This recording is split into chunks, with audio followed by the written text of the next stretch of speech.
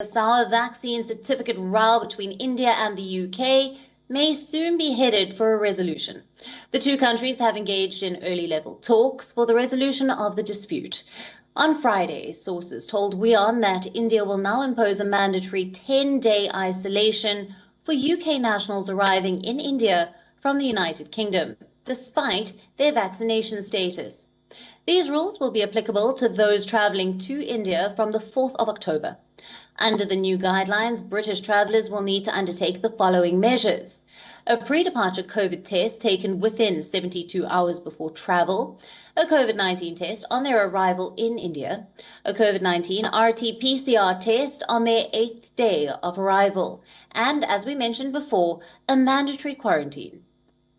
Responding to India's tit-for-tat measures, British High Commission spokesperson has said that, and I quote, "We are continuing to engage with the Government of India on technical cooperation to expand UK recognition of vaccine certification to people vaccinated by a relevant public health body in India," unquote. Now, the row over vaccines and certificates also comes at a time when thousands of Indian students are flying overseas for the fall semester. The British High Commission spokesperson also pointed out that over 62,500 student visas have been issued in the year ending June 2021, which is an increase of almost 30% as compared to the previous year. Now, we want to make the process of travelling as easy as possible, he said. Now, the developments come on the back of the controversy triggered by the UK's earlier position, where it had refused to recognise vaccines administered anywhere except North America and the EU. Mainly AstraZeneca, Pfizer and Moderna. Now, Britain later reviewed its travel guidelines and said that these vaccines administered elsewhere under different names will also be acceptable.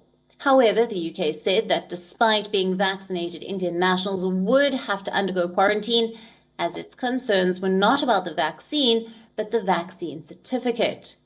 To address the UK's concerns, India's National Health Authority updated the certification to make it compliant with the specifications detailed in the WHO's digital documentation of COVID-19 certificates.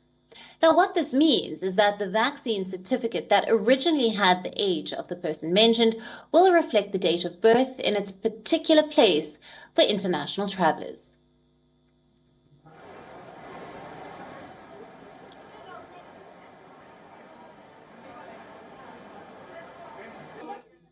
WION, now available in your country. Download the app now. Get all the news on the move.